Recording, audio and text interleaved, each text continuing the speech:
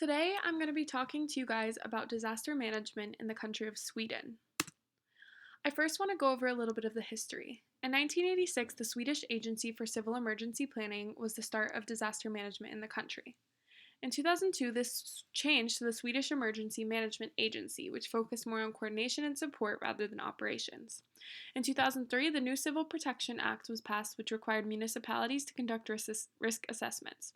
Disaster management was very fragmented at this point. In 2007, the Swedish National Platform was created, which is the current organizational approach in Sweden. They implemented the Hyogo framework and created the Swedish Civil Contingency Agency, also known as the MSB, which manages disaster management in the country.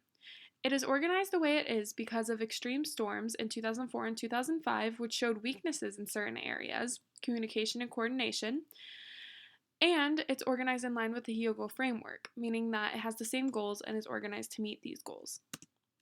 The implementation pattern in Sweden is confused. Whoever is responsible for something on a day-to-day basis is also responsible for it during an emergency.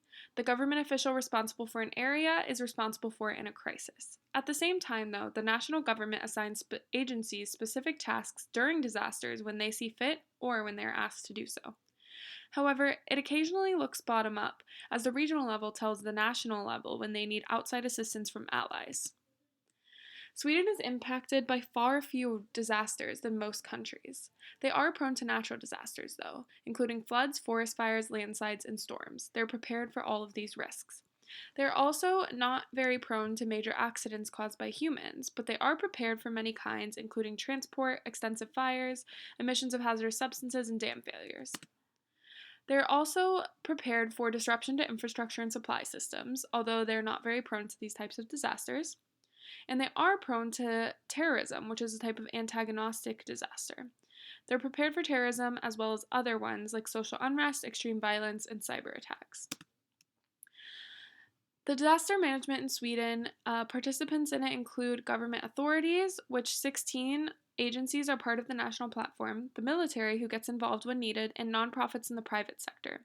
19 organizations volunteer to play a role in national platform by educating and training civilians. Certain disasters have shaped disaster management in Sweden, including floods in 2000, violent rainstorms in 2002 and 2004, storms in 2007, and a forest fire and landslide in 2006. Response to these disasters showed problems in Swedish disaster management like lack of coordination, cooperation issues, and lack of preparedness and warnings, so the Swedish government changed their policies and organization as they noticed these things. Some obstacles to disaster management in Sweden are they have a lack of disasters to learn from, there's a lack of guidelines on what information should be reported after a disaster, and they face obstacles in coordination and communication, domestically and internationally. There's also a lack of joint cross-sector approach to research on natural disasters and disaster risk reduction. Thank you so much for watching my presentation.